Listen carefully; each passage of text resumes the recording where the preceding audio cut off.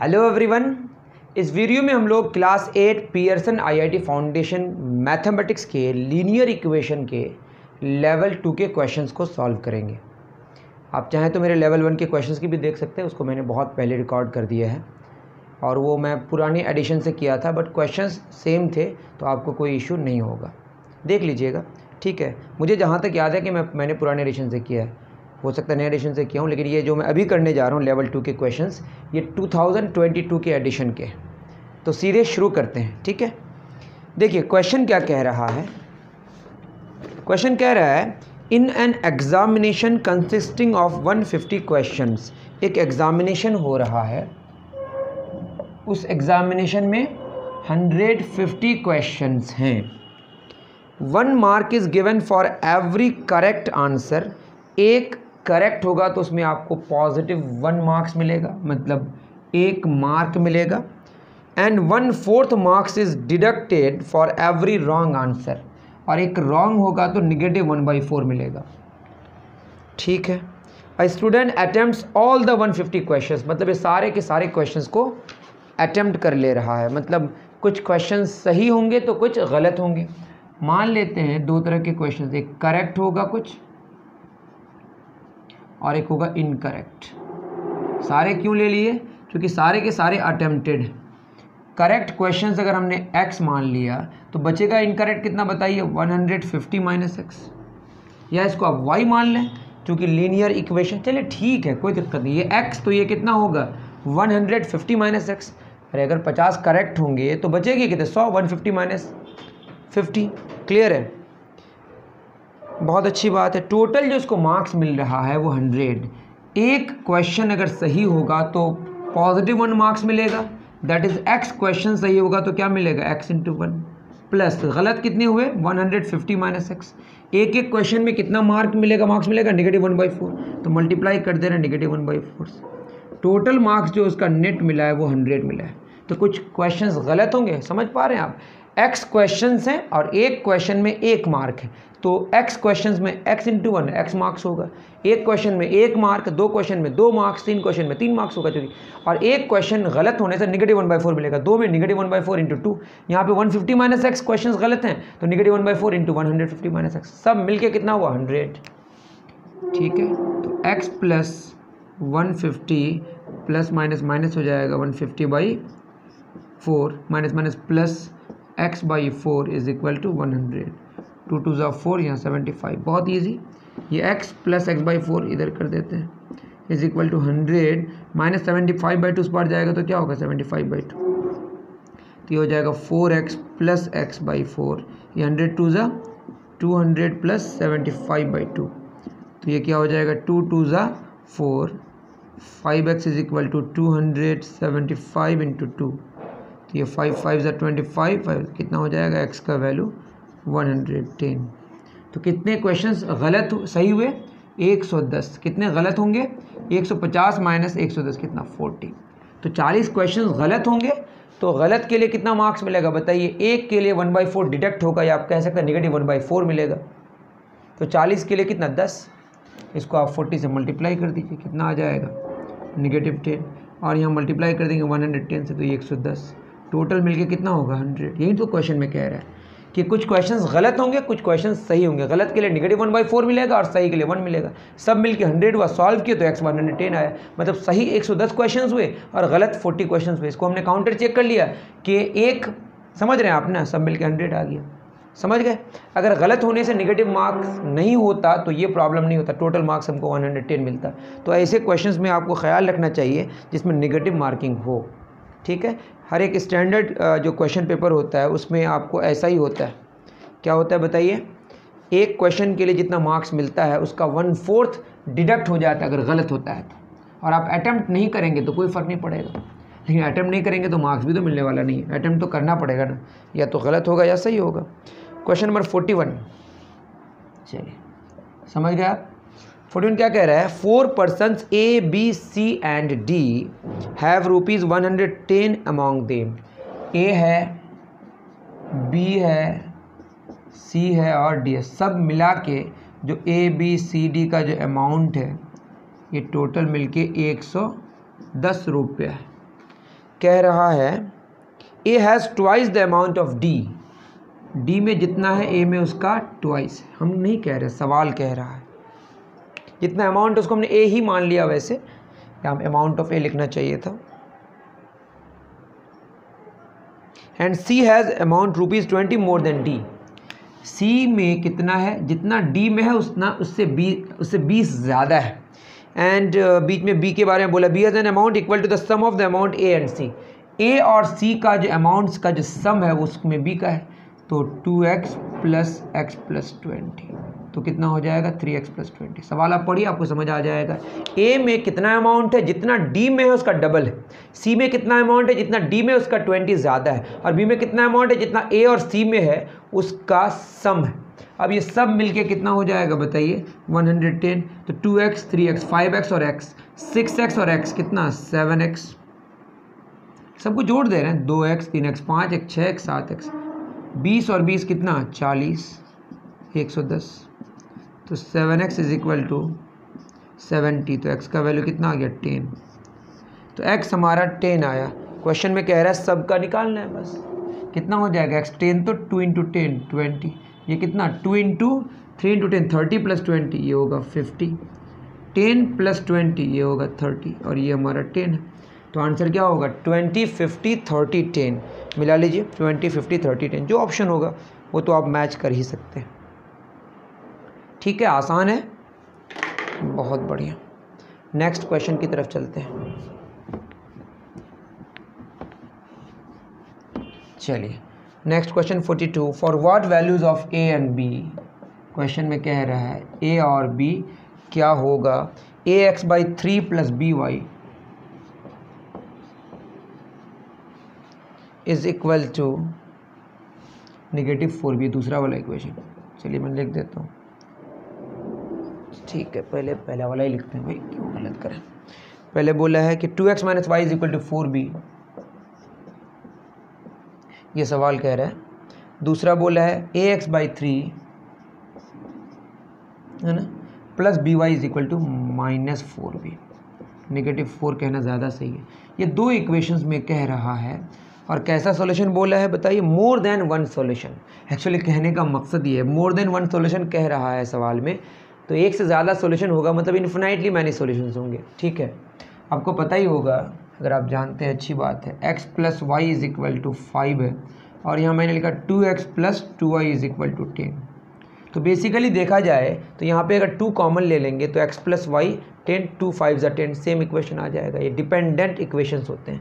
ये दोनों इक्वेशन को अगर सॉल्व करेंगे ना, तो आपको पता चलेगा कि 0 = 0 आ जाएगा। आप सॉल्व करके देख सकते हैं, आप जानते होंगे थ्योरी, तब भी मैं बता दूँ।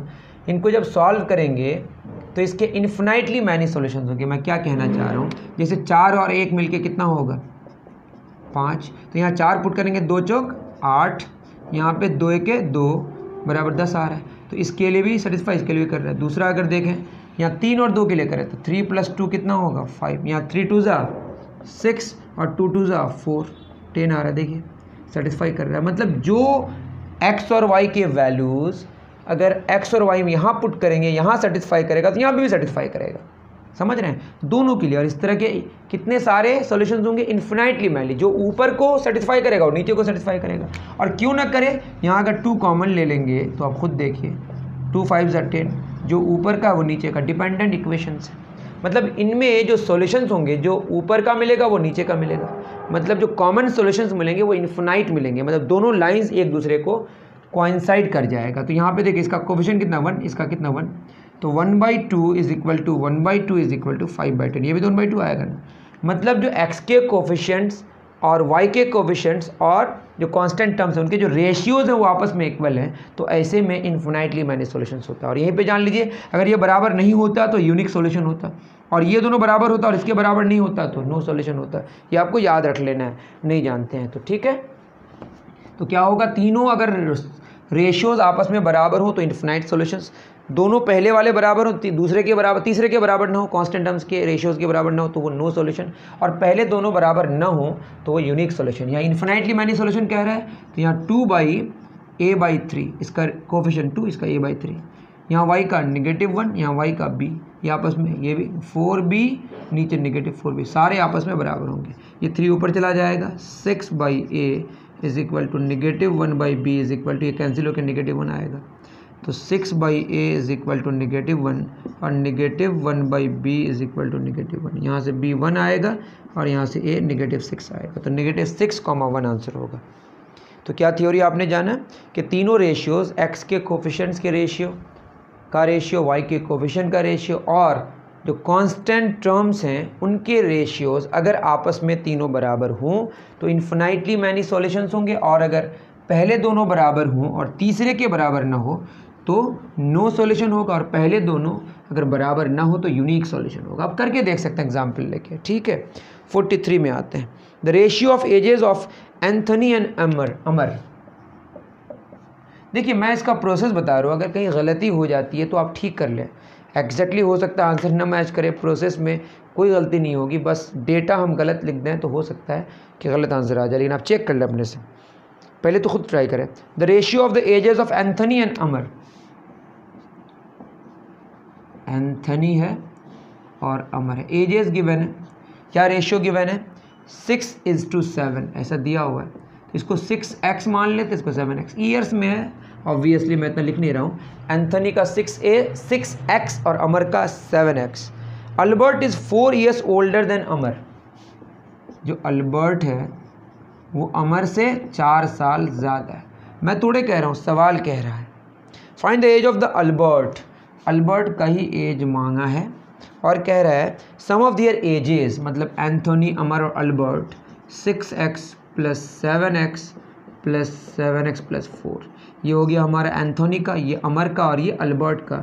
ये सब मिलके अमर के एज के 3 गुने से एक ज़्यादा, 1 year more than thrice of the age of Amar, ठीक है। जो तीनों का एजेस का जो सम है वो क्या है, अमर के ना बोले, हाँ, अमर के 3 गुने से एक ज़्यादा है, दैट इज़ 7x × 3, उसमें 1 जोड़ दीजिए, 7 × 6 = 13, 7 20x + 4 21x + 1, तो यहाँ हो जाएगा 4, 1 इस पार आएगा -1, 21x, 20x ऊपर 20x, तो 3 = x, तो x कितना आ गया 3, तो यहाँ हो जाएगा 7 × 3 = 21 + 1 25। तो अल्बर्ट की जो उम्र है वो 25 ईयर्स हुई। क्या किया हमने, जो बोला उसी को मैंने बस लिख दिया, बोला एंथोनी, अमर और अल्बर्ट के एजेस का जो सम है वो अमर के एज के 3 गुने से एक ज़्यादा है। और क्या बोला है, एंथनी और अमर के एजेस का रेशियो गिवन है, और अल्बर्ट का जो एज है वो अमर के एज से 4 साल ज़्यादा है। उसके बाद तो मैंने बता दिया सर, ठीक है, चलिए बहुत बढ़िया। अब 44 में आते हैं। 44 क्या कह रहा है, 44 कह रहा है हमारा ए टोल्ड बी, ए और बी की बात है ना। ए ने बी को क्या कहा, देखते हैं, कुछ तो कह ही रहा होगा ना। If you give me 2 marbles, तो मान लेते हैं कि ए के पास x मार्बल्स है और y के पास, b के पास y मार्बल्स है, मार्बल्स की बात हो रही है, वो गोले गोले समझ होता है। If you give me 2 marbles, A कह रहा है b को कि हमको 2 मार्बल्स दे दो, तो ए के पास 2 ज़्यादा हो जाएगा और b के पास 2 कम हो जाएगा, यही ना होगा। तो कह रहे then we will have equal number of marbles with us, तो कह रहा है कि अगर हमको 2 दे दो तो इसके पास 2 ज़्यादा हो जाएगा और ये 2 देने से इसके पास 2 कम हो जाएगा, तब दोनों के पास बराबर हो जाएगा। 4 का डिफरेंस होगा, इसमें 2 आ गया तो ये तो बराबर हो गया, मतलब इसमें 4 ज़्यादा था। समझ रहे हैं, समझ आ जाएगा आपको, कहानी आ जाएगी कहानी आपको। बी कह रहा है ए को कि ठीक है यार, तुम्हारी बात तो मैंने मान ली, इसको सॉल्व करने से x - y = -4 आएगा। बी फिर ए को कह रहा है if you give me 3 marbles, B कह रहा है कि मुझे तुम 3 दे दो, तो इसके पास 3 ज़्यादा हो जाएगा, इसके पास 3 कम हो जाएगा। I will have twice the number of marbles than with you, इसमें कह रहा है ये अगर मुझे 3 दे दो इसका 3 कम हो जाएगा, कह रहा है मैं तुमसे दुगुना हो जाऊंगा। तो y + 3 = 2x - 6, तो y - 2x बराबर उस पर जाएगा -9। इसको आप सॉल्व कर सकते हैं, x - y बराबर -4 और y - 2x बराबर -9, y कैंसिल हो गया ऐड करने से, x - 2x कितना हो गया -x, -13, तो x कितना आ गया 13। तो क्वेश्चन में क्या कह रहा है, how many marbles does B have, तो बी में कितना होगा यहाँ से निकाल लेते हैं। x13 माइनस वाई बराबर -4। 13 4 इस बार आएगा, 13 4 17 बराबर वाई। तो वाई के पास कितने मार्बल्स हो गए? 17। C option. आप मिला लीजिएगा, मैंने प्रोसेस बता दिया, फिर मैं कह रहा हूँ, है ना। अब मिला लेते हैं, आप काउंटर चेक भी कर सकते हैं ना, कि अगर हम देखिए 13 है तो ये कह रहा है कि ये अगर 17 वाला इसको दे दें, इसमें 15 हो जाएगा, तो इसमें 15 हो जाएगा। 2 दे देने से ये 15 मार्बल्स हो जाएंगे, इसमें 15 हो जाएंगे। उसके बाद अगर ये कह रहा है कि मुझे 3 दे, तो इसे 3 देने से 20 हो जाएगा, इसमें 10 हो जाएगा, डबल हो जाएगा। चेक हो गया, आंसर भी मैच करने की ज़रूरत नहीं, ऐसे ही समझ आ गया। ठीक है, चलिए 45 in 1 hour A walks twice the distance that B walks. 45 में कह रहा है कि अगर 1 घंटे में बात हो रही है, ए और बी की बात हो रही है, ए walks twice the distance, B मान लेते हैं एक्स है, तो ए कितना वॉक कर रहा है? 2x। डायरेक्ट कर दे रहे, वाई एक्स नहीं मान रहे। इन 5 आवर, तो 5 घंटे में क्या हो जाएगा? 5 घंटे में ए का हो जाएगा 2x into 5 that is 10x, B का हो जाएगा x into 5 that is 5x। A walks in 5 hours, A walks 6 miles more than what B walks in 8 hours। तो B में 8 घंटे की बात हो रही है, A में इतने घंटे की और ये कितने घंटे की? 8 घंटे की। तो यहाँ 8 से गुना कर दे रहे हैं, तो ये कितना हो जाएगा? 8x। क्वेश्चन में कह रहा है कि A 5 घंटे में इन 5 आवर, A जितना मूव करेगा, जितना वॉक करेगा, B 8 घंटे में जितना वॉक करेगा उससे 6 माइल्स ज़्यादा है, दैट इज़ 10x। 8x से 6 माइल ज़्यादा। Mile is the unit of distance, जो कि 1.5 किलोमीटर के आसपास होता है, थोड़ा ज़्यादा, 1.6 किलोमीटर आई थिंक, यहाँ तक मुझे याद आ रहा है। तो यहाँ से x कितना आया? 3। मांगा क्या है? How many miles does B walk per hour? तो बी का 3 आ गया, 3 घंटे। तो 1 घंटे में 3 किलोमीटर, 3 घंटे 3 किलोमीटर्स। तो 1 घंटे में जो बी है वो 3 किलोमीटर्स वॉक कर रहा है, और 1 घंटे में ए 3 दूना 6 किलोमीटर। तो 5 घंटे में कितना हो जाएगा? 1 घंटे में कितना? 6, 6 पंजे 30। यहाँ 8 घंटे में कितना हो जाएगा? 24। तो 6 तो ज़्यादा हुआ, समझ रहे हैं ना, बहुत सिंपल। नेक्स्ट क्वेश्चन, आप डेटा को पुट करके आप इसको वेरीफाई कर सकते हैं, तब भी मैं बता दे रहा हूँ। फोटोज में बोला है कौन ट्रू है, तो पहला वाला क्या बोला है? x प्लस वाई का mode greater than mode x plus mode y।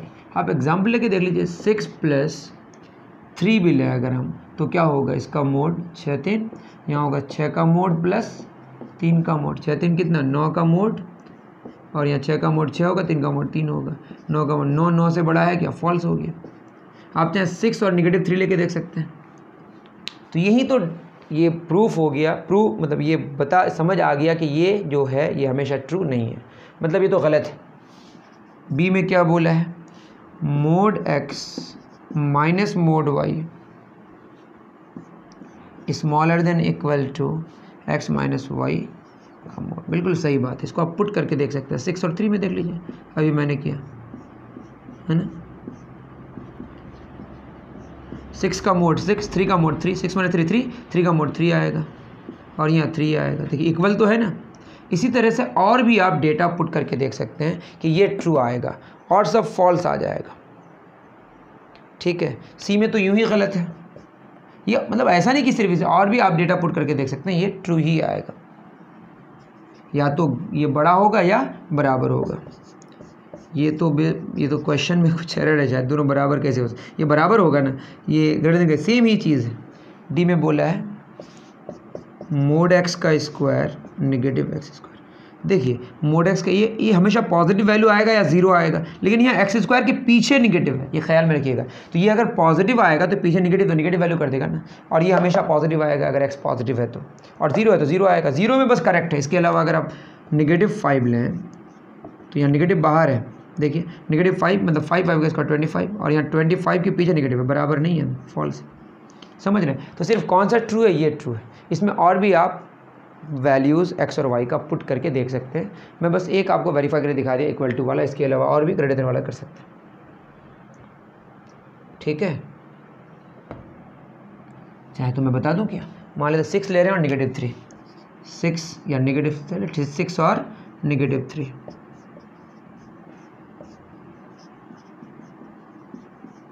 देखिए यहाँ -3 का मोड 3 होगा, समझ रहे हैं ना, मैं कर देता हूँ। और यहाँ माइनस प्लस 6 + 3, यहाँ 6 में 3 का 3 का मोड 3, 6 3 9। देखिए बड़ा है कि नहीं, कभी इक्वल होगा कभी बड़ा होगा। मतलब हर केस में x और y का हर एक वैल्यू जो भी आप लें, जिस तरह का भी लें, या तो ग्रेट स्मॉलर देन होगा या इक्वल टू होगा, मतलब सेटिस्फाई करेगा ही। तो कौन सा ट्रू है आप देख ही लिए, ठीक है। तो आसान क्वेश्चन था ये। 46 हो गया। ऐसे क्वेश्चन में ऐसे ही वेरीफाई कर लें आप। 47 the solution set of the equation, क्या बोला है, x + 1 का मोड है ना, ये बोला है लेस देन x + 2। अब बताइए x + 1 ये पॉजिटिव होगा कब, जब ये पॉजिटिव होगा, समझ रहे हैं आप। जैसे मैं बोल रहा हूँ 5 का मोड क्या आएगा, 5, ये पॉजिटिव है ना, तो हमने क्या किया, पॉजिटिव से मल्टीप्लाई किया तो पॉजिटिव ही आएगा। और अगर निगेटिव है तो आपको किससे मल्टीप्लाई करना पड़ेगा, निगेटिव से। मतलब बात समझ पा रहे हैं।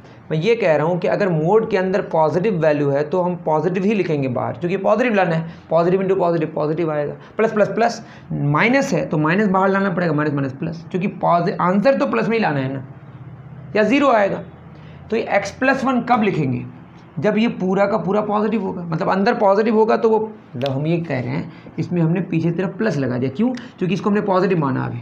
तो यहाँ पे हमने x + 1 को पॉजिटिव माना है, मतलब x > -1 है। तो x का वैल्यू अगर -1 से बड़ा होगा तो यहाँ पे प्लस लगाएंगे। देखिए -1 से बड़ा क्या होगा, 0 1 2, मान ले 5 ले रहे हैं तो 5 + 1 क्या आएगा, 6। 6 तो ऑलरेडी पॉजिटिव है ना, तो पीछे पॉजिटिव ही लगाइएगा ना आप। प्लस है तो प्लस ही ना लगाइएगा, प्लस प्लस प्लस आएगा। हाँ निगेटिव होता तो निगेटिव करके पॉजिटिव करते, क्योंकि निगेटिव का निगेटिव पॉजिटिव आता है।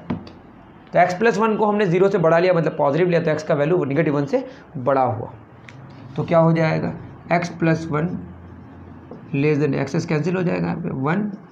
अब बताइए, ये तो हमेशा ट्रू है ना, x का वैल्यू -1 से बड़ा होगा, उसके लिए हमेशा ये ट्रू है, मतलब ये हमेशा ट्रू है। अब देखिए मैं क्या कह रहा हूँ, ये x + 1 पीछे निगेटिव लगाएंगे, इसके पीछे निगेटिव लगाने का मतलब इसको निगेटिव होना पड़ेगा, तभी तो ये पॉजिटिव आएगा। तो यहाँ पे कंडीशन क्या होगा बताइए, यहाँ पे कंडीशन होगा x + 1 को हम 0 से छोटा ले रहे हैं, तो x -1 से छोटा हो रहा है। तो ये हो गया -x - 1, मतलब माइनस से -1, जैसे नॉर्मली बोलते हैं वैसे बोलना चाहिए, -x - 1। रीज़न -1, ये +2 इस पार आएगा तो क्या होगा, -2 x, ये माइनस से ऊपर जाएगा तो क्या होगा, +x। तो -3 लेस देन 2x, या हम कह सकते हैं 2x ग्रेटर देन -3। तो x ग्रेटर देन क्या हो गया, -3/2। एक चीज़ का ख्याल रखें, जैसे हम लोग 5 3 से बड़ा है, दोनों तरफ अगर निगेटिव लगाते हैं, मतलब निगेटिव से मल्टीप्लाई करते हैं, तो ये बड़ा हो जाएगा। तो दोनों तरफ निगेटिव नंबर से मल्टीप्लाई कर देते हैं तो क्या हो जाता है, जो लेस देन का साइन ग्रेटर देन हो जाता है, ग्रेटर देन लेस देन। ये समझ पाए कि नहीं आप मुझे कमेंट करके ज़रूर बताएं। अच्छा क्वेश्चन है ये। हाँ तो आंसर ये होगा, -1 से बड़ा यहाँ पे आया आंसर, यहाँ आया -3/2 से। ये तो -1 से बड़ा, ये तो हमारा एक कंडीशन हो गया, और यहाँ -1 से छोटा वाला कंडीशन में हमारा आया ग्रेटर देन -3/2। लेकिन यहाँ पे x का वैल्यू क्या होना चाहिए, -1 से छोटा। तो वैसे ऑप्शन में तो ये टिक कर दिया है। देखिए यहाँ कंडीशन क्या है, x का वैल्यू -1 से छोटा होना चाहिए, और यहाँ क्या आ रहा है, x -3/2 से बड़ा आ रहा है। तो देख लीजिए 0 -1 -3/2 यहीं पे कहीं आएगा, यहाँ -2, और यहाँ पे क्या आएगा, -3/2। तो x जो हो रहा है -3/2 से बड़ा हो रहा है, और यहाँ -1 से छोटा, मतलब यहीं पे वैल्यू आएगा। वैसे आपके ऑप्शंस में क्या कर दिया है, x ग्रेटर देन -3/2, उसी को करेक्ट कर दिया है। 47 का D, 47 का D कर दिया है। एक्चुअली आंसर मेरे हिसाब से होना चाहिए -1 से छोटा, मतलब इन दोनों के बीच, -3/2 और -1 के बीच, क्योंकि इस कंडीशन के साथ ही तो ये रिज़ल्ट आया। अब देख लीजिए, थोड़ा सा आप भी दिमाग लगाएं, ठीक है। चलिए बहुत बढ़िया, सिर्फ मैं ही दिमाग लगाऊं क्या, आप भी दिमाग लगाएं कुछ। चलिए नेक्स्ट क्वेश्चन क्या है, 48 there are 2 numbers x and y such that the sum of the 2 times x, क्या बोला है, 2 times x and 3 times y, मतलब 2x और 3y का जो सम है इज़ लेस देन और इक्वल टू 360। हम नहीं कह रहे, ये सवाल कह रहा है, हम नहीं कह रहा। कौन कह रहा? सवाल। If the value of x is greater than equal to 160। अब क्या कह रहे हैं? What is the maximum value of y? y max मांगा गया है। y मैक्सिमम पाने के लिए x का वैल्यू मिनिमम करेंगे। अरे x मिनिमम करेंगे तभी तो y मैक्सिमम मिलेगा। तो x मिनिमम अगर हम पुट कर दें यहाँ पे तो 260 plus 3y less than equal, क्या y को मैक्सिमम पाने के लिए इम्प्लाइज कर रहा है कि x मिनिमम होगा, जितना कम होगा ये इतना ज़्यादा होगा, क्योंकि दोनों मिलके ना लेस देन इक्वल टू 360 है। तो 3y ये कितना 320 उस पर जाएगा 40 हो जाएगा। तो y less than equal to 40/3 आया। कब? हमने जब x का वैल्यू मिनिमम रखा तो y मैक्सिमम मिलेगा। तो y मैक्स, y तो 40/3 से छोटा है या बराबर है ना, तो सबसे बड़ा वैल्यू कितना 40/3 होगा।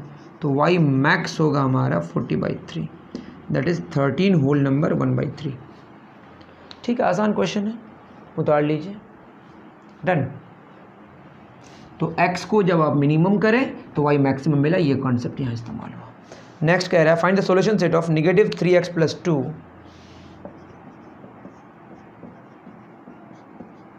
लेस देन इक्वल टू 5, और दूसरा बोला है 2x - 5 less than equal to 7। आसान क्वेश्चन है।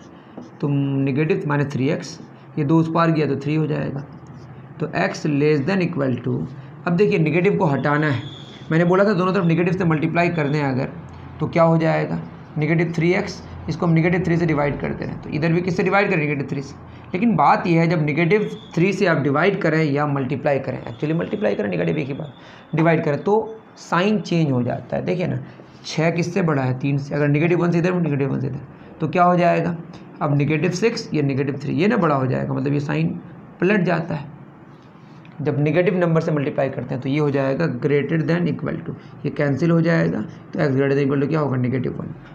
दूसरा हमारा ये वाला है, तो 2x less than equal to 5 उस पार जाएगा तो क्या 12। इसमें कोई प्रॉब्लम नहीं है। तो सिंपल सी बात है, प्रॉब्लम कब है? जब निगेटिव नंबर से मल्टीप्लाई होता है। तो x -1 से बड़ा या बराबर, मतलब x -1 से बड़ा या बराबर या लेस देन इक्वल टू 6, मतलब समझ रहे हैं ना, ये -1 से बड़ा और 6 से छोटा, बराबर भी है तो बराबर देते हैं। सिंपल सी बात है। नंबर लाइन में बता सकते हैं आप, नंबर लाइन में आप चाहें तो कर सकते हैं। ये क्या होगा? 0 -1 1 2 3 4 5 6, यहीं से तक ना, -1 से लेकर 6 तक, -1 से बड़ा या बराबर, 6 से छोटा या बराबर, सिंपल। ठीक है, तो मैंने बहुत तरीके से बता दिया। तो यहाँ पे आपको ख्याल इसका भी रखना है कि निगेटिव से मल्टीप्लाई करें या डिवाइड करें तो हमारा साइन चेंज हो जाता है। 50 number, p² - 1x plus q² - 1y plus r equal to 0। बहुत बढ़िया। p + 1x plus q + 1y plus r equal to 0। कह रहा है कि इन्फिनाइटली मैनी सॉल्यूशन है दोनों का, तो which of the following is true. तो यहाँ पे अब देख लीजिए, इन्फिनाइटली मैनी तो क्या बताया था, अभी बताया, इनका रेशियो और r/r का रेशियो बराबर होगा। ये 1 का मतलब 1² है, तो क्या होगा? p + 1 p - 1 बटे p + 1, यहाँ 1² होगा। q + 1 q - 1 बटे क्या होगा? q + 1 होगा। r/r 1 होगा। p + 1 कैंसिल हो गया, तो p - 1 आएगा। q + 1 q कैंसिल हो जाएगा, क्या हो जाएगा? q - 1 is equal to 1। तो p - 1 बराबर 1 और q - 1 बराबर 1, तो 1 1 क्या हो जाएगा? 2, और ये भी क्या हो जाएगा? 2। तो p2 q2, मेरा गलत कुछ तो नहीं आया? कुछ तो मैं गलत कर रहा हूँ ना क्या? I am sorry, I am really sorry. यहाँ पे q - 1 है, फ्लो में गलत कम बोले थे, डेटा को ठीक कीजिएगा। यहाँ माइनस, तो ये कैंसिल नहीं होगा, ठीक है, ये कैंसिल हो जाएगा। तो यहाँ बचेगा q + 1, तो यहाँ q + 1, यहाँ 0 आएगा। तो PQ मांगा है वैसे ऑप्शंस के हिसाब से, तो ये 0 आएगा। ठीक है, आसान क्वेश्चन है, आप खुद भी कर सकते हैं। ठीक, चलिए 51 में क्या बोला है, the number of positive integral solutions of the equation x+2 over x+3 बटे जिसको बोलते हैं ओवर है, ये डिवाइडेड बाई है। इसमें कह रहा है कि ये पॉजिटिव इंटीग्रल सॉल्यूशंस चाहिए जिसमें ये 1 से बड़ा हो। आप खुद बताइए x का कोई भी वैल्यू आप अगर पॉजिटिव इंटीजर डालेंगे तो ऊपर छोटा होगा ना, ऊपर x में 2 जुड़ा हुआ है, नीचे x में 3 जुड़ा हुआ है, तो ऊपर बड़ा, ऊपर छोटा, क्यों? क्योंकि यहाँ 2 जुड़ा हुआ है, और नीचे क्या होगा, बड़ा। छोटा बटे बड़ा लेस देन 1 होगा ना, और ना ग्रेटर देन 1, मतलब कोई भी सॉल्यूशन नहीं होगा, 0 सॉल्यूशंस होंगे, मतलब कोई भी सॉल्यूशन नहीं होगा। कितने सॉल्यूशंस होंगे? 0। ओके, चलिए बहुत बढ़िया। नेक्स्ट क्या है हमारा 52, out of 3 exams Ravi had scored, Ravi है 3 एग्ज़ाम हुआ, E1 E2 और E3, 3 एग्ज़ाम से रवि की बात हो रही है। एक एग्ज़ाम में 70 मार्क्स लाया, दूसरा एग्ज़ाम में 75 मार्क्स लाया, तीसरे एग्ज़ाम का नहीं पता। A student can be placed in grade A में आएगा if the average score of the 3 exams, average मतलब 70, 75 और x, उसको जोड़ के 3 से डिवाइड करेंगे, will be at least 73 and at most 80, मतलब 73 से बड़ा या इक्वल और 80 से छोटा या equal. What is the maximum mark that could be scored in the third exam, x का मैक्सिमम वैल्यू मांगा है, तो 3 से सबको मल्टीप्लाई कर, 3 3 9 7 21 219, 3 3 9 7 21 सही है, 5 7 145 प्लस x 240, 145 इधर भी घटेगा उधर भी घटेगा, तो ये हो जाएगा 9 में 5 गया 4, 11 में 4 गया 7, 74, और ये कितना हो जाएगा, 10 में 5 गया 5, 13 में 4 गया 9, 95। तो x का वैल्यू 74 से लेकर 95 तक हुआ, तो मैक्सिमम वैल्यू कितना होगा, 95। आसान क्वेश्चन था, उतार लीजिए। चलिए 52 हो गया। क्वेश्चन नंबर 53, मैं अब स्लो करा रहा हूँ क्योंकि बहुत सारे बच्चे कमेंट करते हैं सर आप स्लो पढ़ाइए तो ज़्यादा बेटर होगा, तो जिसको फास्ट जान देखना है तो वो स्पीड बढ़ा दीजिए, लेकिन मुझे लगता है कि नॉर्मल स्पीड में देखना ज़्यादा बेनिफिशियल होता है। ठीक है, 53 में क्या कह रहा है, 53 में कह रहा है Anil's present age is 1/3 of that his father. तो 2 बातें हो रही है, एक तो अनिल है और एक अनिल का फादर है।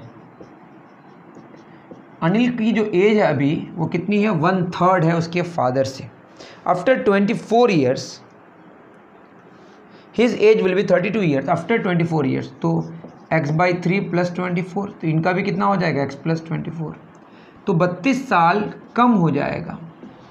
24 साल बाद इनकी उम्र भी 24 साल बढ़ेगी अनिल की, और अनिल के फादर की भी, तो अनिल की जो उम्र है 24 साल बाद उनके फादर से 32 साल कम रहेगी। हम नहीं कह रहा, सवाल कह रहा है। ठीक है, find the age of the father 8 years ago, तो इनका 8 साल पहले मांगा है, तो इसको सॉल्व कर लेते हैं।